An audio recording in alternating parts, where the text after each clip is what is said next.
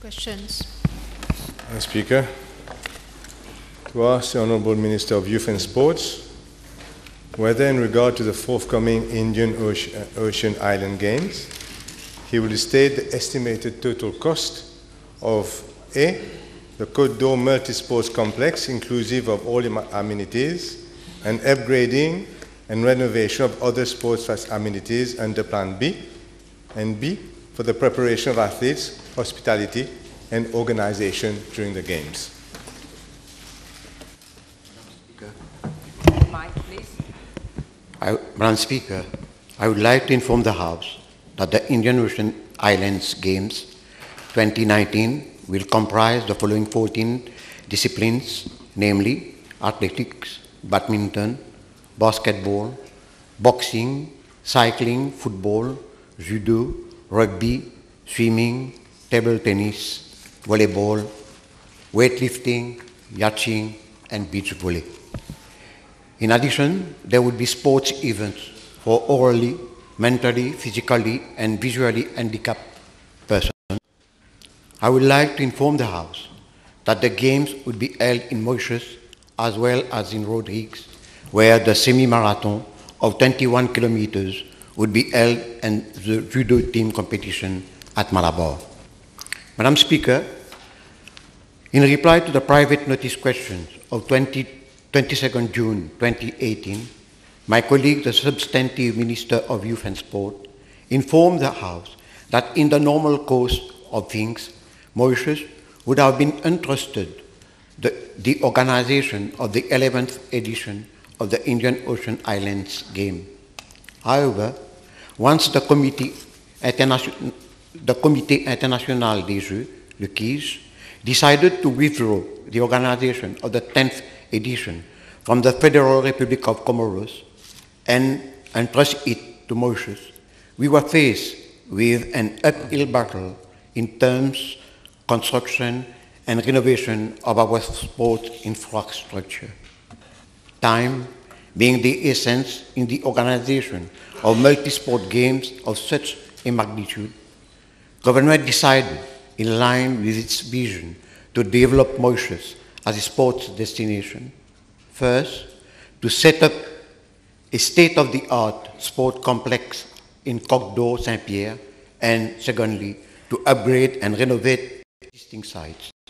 Consequently, government took the opportunity of the bilateral joint commission between China and Mauritius in November 2016 to obtain financial assistance from the Chinese authority amounting to RMB 350 million, that is 1.9 billion rupees, for a mix of grant and interest-free loan for the financing of the construction of the complex. The complex at Côte d'Or would comprise the following facilities: an aquatic center, a multi-purpose gym, football stadium, and an athletic track. All the facilities are of international standard and comply with the requirements of the respective international federation. The facilities will be homologated and will allow the country to host sports events of international standing. As regards the total cost of the project, it has been capped at 4,692 million, broken down as follows: an aquatic center, 1,050 million and 800,000; a multi-purpose gym, 738.3 million; a football stadium and an athletic track at 1,973,000; amenities, including offsite works and consultancy fees, 922 million. The completion date for the different packages to be used in the Games are as follows. First, completion, testing and commissioning of swimming pool and timing system and LED screens for multipurpose gymnasium on the 30th of June 2019. Gymnasium completed to host the judo competition 30th June 2019. Insofar as other facilities are concerned, The delivery and handing over dates would be as per contract. In the reply to PNQ of 22nd June 2018, my colleague, the Substantive Minister, informed the House that the total project value was estimated at 3.9 billion based on values at which contracts were awarded.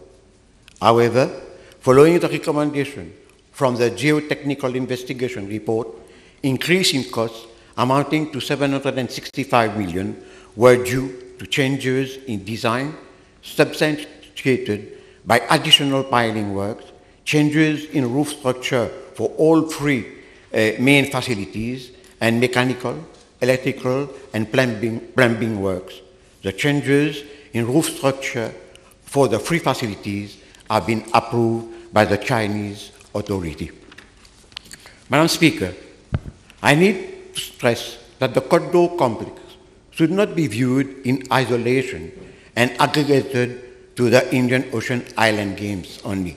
It is a major component of the grand vision and strategy of the government, which in respect of sport landscape in Mauritius. However, using its facilities during the 10th edition of the game is the cherry on the cake. As regards part A2 of the question, I would like to inform the House that there was never any plan B, being given that there are 14 sports disciplines enlisted in the Indian Ocean Islands Games 2019. It was imperative to make use of the existing facilities. Most of the facilities had to be upgraded and renovated annually. The number of sites being renovated is 18, and the total estimated cost is 732 million, inclusive of VAT and consultancy fees. The list is being tabled and include the completion date for each site. Madam Speaker, as regards part B of the question, I would like to inform the House that the preparation of athletes for the Games include the following: training camps, competition locally and abroad, medical, paramedical support, vitamins, food supplement, physio master, nutritionists, and psychologists, physical fitness tests, equipment, gym facilities at private fitness centers, transport, meal, and cameras for recording of training sessions. Funds allocated as follows: 2016-2017, 3.2 million, 2017-2018, 18 million, 2018-2019, 60 million, 2019-2020, 15 million. Over and above funds allocated for preparation of athletes for the Indian Ocean Island Games, the budget allocated for financial year 2018-2019 to elite athletes of the Federation involved in the game is 19.5 million. It is the first time ever that athletes have been provided with an allocation amounting to around 150 million for their preparation and training prior to the Games. Insofar as hospitality and organization during the Games are concerned, the cost is estimated at 417.5 million. This includes, among others, accommodation, transportation, protocol, and hospitality. Speaker, so the Minister has given a total cost of 6.1 billion rupees for the Games. I'd like to ask firstly, with regard to Côte d'Or Stadium, Mr. Madam Speaker, since the Substantive Minister is not there, I will stick to some factual questions, and I hope that the Minister will provide answers to these factual questions with his colleagues behind him. Now, the original feasibility study made by a firm called Sprint Conseil relied on a cost for the Côte d'Or Stadium of only, I must say, 2 billion rupees. It's now going to cost minimum 4.8 billion rupees. Can you tell us whether there has been a revised feasibility study to account for this huge increase, and how afterwards government is going to rentabilize the whole stadium? Madame la Présidente, comme je vous ai dit précédemment, au départ, nous avions évalué un prix, mais par la suite, suite au tender, la préparation des tenders, nous avons eu à revoir nos prix. Madam Speaker, I'm asking whether the feasibility study was revised. Please ask your colleagues behind you, your civil servants. Was there a revised feasibility study to show how on va rentabiliser le stade qui était supposé coûter 2 milliards de roupies d'après Spring Conseil et aujourd'hui va coûter près de 5 milliards de roupies? If it's no, it's no. If it's yes, it's yes.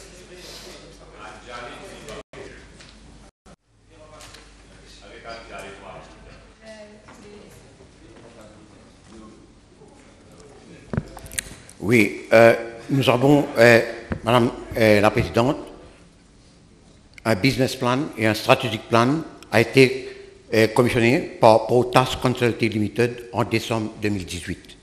So, can I understand that you went ahead 3 times the cost without revising the feasibility study, and it's only now, a few months ago, that a new feasibility study has been... L'enfant est né, Tibal la même, maintenant we're going to have a feasibility study? What is this? Anyway, Honourable Minister, the construction of Piloti, wouldn't a proper soil test have told government not to construct the stadium there on the Terre Rouge Verdun Road, which is, everybody knows, is unreliable soil, and wouldn't a proper soil test have shown, have saved the taxpayer, what you're saying, I think, 800 million rupees? Madame la Présidente, dans une question, et dans un PMQ précédent, le leader de l'opposition avait posé la même question et il avait eu une réponse que, vu l'urgence de la construction des infrastructures à Côte d'Or, qu'il y avait 2 exercices simultanés, un exercice pour l'appel d'offres pour la construction des infrastructures et un appel d'offres, une étude pour les pilotis. Et par la suite, les chiffres ont été révisés pour prendre en considération la pose des pilotis. What was the agency? He told us himself, Madam Speaker, that the stadium was not meant for the Indian Ocean Games. You just said yourself in your reply that it is only coincidental, that it wasn't meant for the... So what was the urgency, given that it's not even going to be ready, this stadium, for the Indian Ocean Games? It just wasted money? Madam Speaker, let me ask the Honourable Minister, we've talked about construction of 5 billion rupees nearly. We all know that it has to be maintained. There are running costs associated with a gigantic facility of 5 billion rupees. Is the Minister aware that on conservative estimates, annual running cost and maintenance cost of that gigantic facility, this Stade Fantôme in Côte d'Or will cost minimum 250 million rupees per year, half the budget of the Ministry of Sports. Madame la Présidente, le leader de l'opposition parle d'une extrapolation. Mais dès que nous serons en mesure, que nous aurons ce bijou, pas un stade fantôme, dès que nous serons en possession de notre bijou, nous allons faire, et faites-nous confiance, nous allons rentabiliser ce bijou. No, Madam Speaker, I'm saying that if you ask anyone about the repair, maintenance and running costs of a facility, any facility, special sports facility, it's about 5% of the project cost. 250 million rupees, half the budget of the Ministry of Sports. This is why a feasibility study was important for you. Madame la Présidente, je ne comprends pas le leader de l'opposition. Nous voulons avoir un state of the art, un stade à l'île Maurice. Alors, nous voulons avoir le beurre et l'argent du beurre.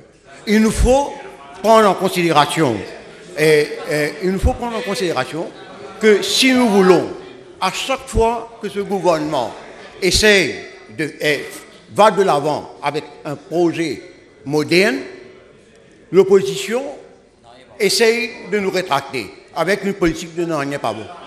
Speaker, I'm asking the question whether this 250 million rupees would not have been better used elsewhere to help our athletes to develop the sports instead of wasting the money every year dans ce gouffre financier which is at Côte d'Or. That is the question. Madame la Présidente, les chiffres que nous avons, le business plan and strategic plan qui a été préparé nous donne un chiffre de 95 millions. Si le leader de l'opposition a des chiffres pour venir prouver ces 250 millions, qu'il nous soumette et ensuite je pourrais répondre. Il donne un chiffre de 250 millions, moi j'ai un chiffre de 95 millions, je resterai sur ce chiffre de 95 millions et je donne la garantie que ce gouvernement, que le ministère de la Jeunesse et des Sports et que les différentes fédérations qui occuperont ce complexe sportif feront le nécessaire pour rentabiliser ce complexe. Madam Speaker, 95 billion rupees, too much. But if you look at the state of our stadiums in Mauritius, you will understand the level of competence in terms of maintenance of the Ministry of Sports. Madam Speaker, I'd like to ask the Honourable Minister, given this is going to be a sports hub, what is the next sports event, apart from the miss that you are going to miss Indian Ocean Games? Please tell us the rest of the year how many sports events, international sports events, you will have at the stadium. Honourable Leader of Opposition, I don't think the Minister will be in a position to reply to what will happen in the future because he will have to reply to what is there. I don't think fair. Madame la Présidente, je n'accepte pas ce que le leader de l'opposition a dit sur le niveau de maintenance et des infrastructures sportives. Quand nous avons pris ce gouvernement, il fallait voir dans l'état des infrastructures publiques et sportives que nous avions. Et je dois dire que pendant un certain moment, peut-être que le leader de l'opposition, Paul, parce qu'il a été le ministre des Finances à l'époque, et lui en sait quelque chose, mais nous pouvons dire que quand nous avons reçu les infrastructures sportives, ils étaient dans un état déplorable et aujourd'hui, nous devons dépenser plus de 400 millions pour la rénovation des infrastructures. Madam Speaker, the question is clear. What are the other sports events planned over the next 12 months, 24 months, pour rentabiliser this gouffre financier, ce stade fantôme à Côte d'Or? The question is very clear.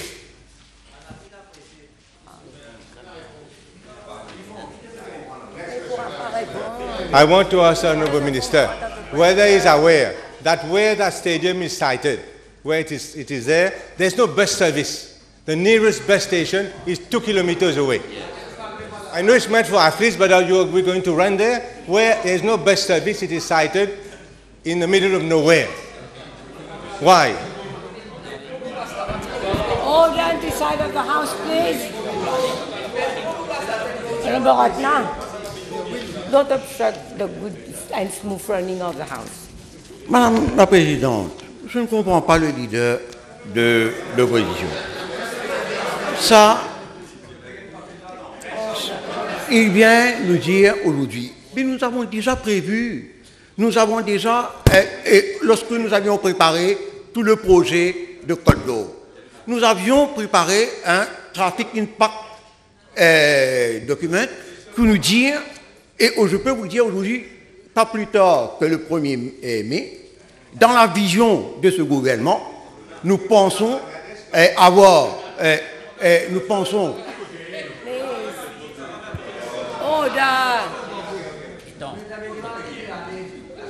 nous prévoyons d'emmener même le métro léger à Côte d'Or. If I understand the minister well, I asked for factual information. There are no sports events planned at all at the Côte d'Or Stadium at all, although this is going to cost us a minimum of 250 million rupees a year. I maintain that figure, Madam Speaker. So there's no that, and traffic impact assessment is different from the public bus service, my friend. Can you tell us whether there will be a public bus service there? Madame la Présidente, quand nous parlons de trafic bus impact, c'est-à-dire que nous pensons qu'il y aura plusieurs véhicules. Nous avons pensé au nombre de véhicules. Du reste, si vous étiez en présence, du plan, nous avons prévu un parking pour les véhicules. Comment prévoir un parking pour les véhicules si nous ne prévoyons pas des bus stops et un transport routier pour faciliter le travail? Bis pour passer là-bas. Quand? Et bus. Order, please. Je le dis et je le redis. Nous avons prévu qu'il y aurait une gare pour les bus dans ce contexte, dans ce complexe. The thing will open in a month's time. Gouverner, c'est prévoir. At the moment, there's no bus stop, there's no bus service, there's nothing there at all, Madam Speaker. Madam Speaker, I'd like to ask the Minister whether he will confirm that neither the opening ceremony nor the closing ceremony can be held at the Côte d'Or Stadium. Madame la Présidente, gouverner, c'est prévoir. Nous avons déjà prévu que la cérémonie d'ouverture et la cérémonie de clôture auraient lieu sur le stade Anjali. Et quand nous avons prévu, pas pour le bon vouloir du leader de l'opposition, que nous allons transférer cette cérémonie à Côte d'Or. This is the plan B that we were talking about. Madam Speaker, I'd like to ask something very serious to the Minister. China is supposed to give us a grant of about 1 billion rupees. The rest is a loan that the taxpayer has to repay. One grant of 1 billion rupees out of 5 billion. I understand that the government of China has not yet paid a single cent on this project because the government of China find that our procurement procedures for the stadium is unacceptable.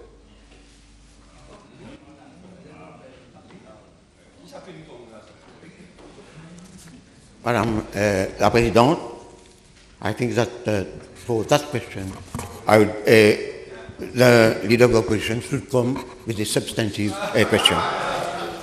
Madam Speaker, we are talking about the cost. The cost is financed 1 billion by the government of China. If your civil servants cannot provide you that answer, fire them. Yes, Honorable Leader of Opposition, you cannot take to task. No, but you cannot take to task the civil servants who are there. It's the minister who is answerable and not the civil servants. Ask for a substantive question on this.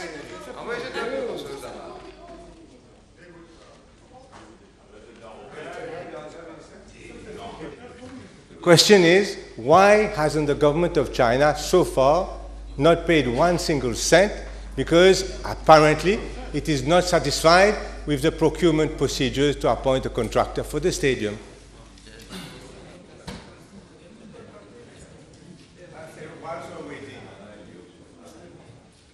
According to the Ontario State Law Office, already given its clearance on the 3rd of May, following requests by Chinese authorities. Consider the level of answer, Madam Speaker. I'm asking whether they paid, I get an answer on the State Law Office for some clearance which I never asked for. I don't know what clearance you're talking about. Madam Speaker, all this money, we're talking about 6.1 billion rupees spent on mostly infrastructure. The athletes are complaining, Madam Speaker, that they are not getting decent treatment. In particular, many athletes, I know personally, have not gone overseas because they have not been given per diem. And they take leave without pay here, they go overseas, and the ministry is not, although billions are being spent, are not giving per diem to our poor athletes who have to travel overseas whilst not getting paid at their job in Mauritius. Can the Honourable Minister look at this and correct this, please? Madam Speaker, as far as the question of per diem is concerned,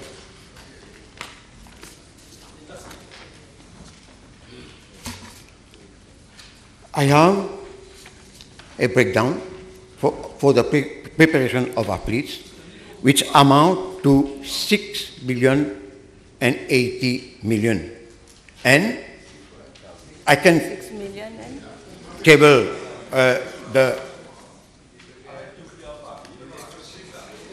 the figures, the breakdown of the figures. If I may ask the Honourable Minister, are you finished? The question is simple. It's very unfair. Most of these athletes are very poor people. They spend their time in sports, not other activities. They cannot afford to go overseas for free training if they are not given a per diem. They can't take money out of their pocket except for the food that they're giving in the hotels. Billions are being spent. I'm asking very seriously the Honourable Minister whether he will not nicely consider paying a per diem, even retrospectively, to all the athletes that have come and are going to represent us so proudly in 2 months' time. Madam Speaker, I would like to make a correction. Before I said the 6 billion, it's 60 million that are offered to the athletes. And I've informed that per diem are given to all athletes when they go abroad for training. I must be speaking to some ghost athletes because they tell me, and I would like you to check the information that you're given. I understand that no per diem is being paid to athletes going overseas. I can give you privately some names of athletes, if you like, Honourable Minister. I would like to ask you the same sort of question about athletes. Athletes are complaining that in the past games they were given an allowance because many take time off from work in the morning, in the afternoon, say they have to get a cut in pay to give us results in 2 months' time. So I'd like to ask the Honourable Minister, why is it that athletes who are not high-level athletes, and the others, are not getting any allowance, for these games to help them financially, although they go through terrible hardship to be able to represent us in a few months' time?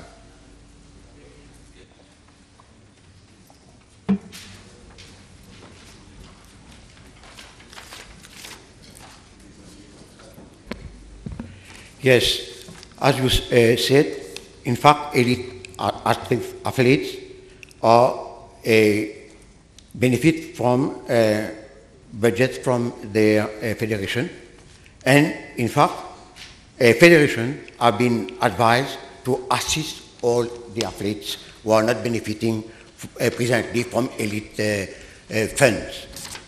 I know the minister is not the substantial minister, so I will ask again whether he will not look at it in the name of decency, of human solidarity, that we should pay an allowance, and the ministry, who is funding the whole thing with billions of rupees, we're talking about a few thousand rupees to our athletes, 150 athletes or so, whether he will not ensure that henceforth the athletes for the next 2 months get a decent allowance, 10,000, 20,000 rupees a month or more, to help them to prepare psychologically and financially for the games.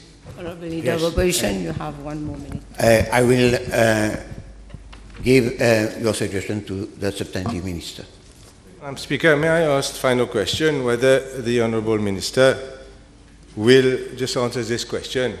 Public debt has risen by 100 billion rupees since this government took over, official figures.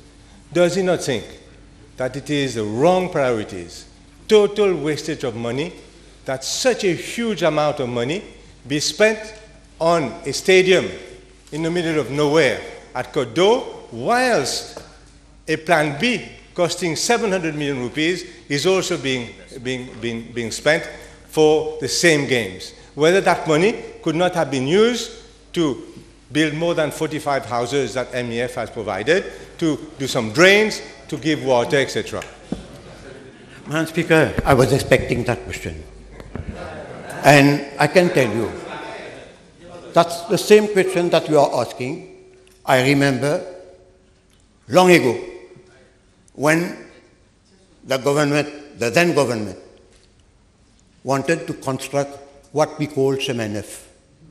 And everybody was saying, un chemin à Caro-Can pour payer de l'argent.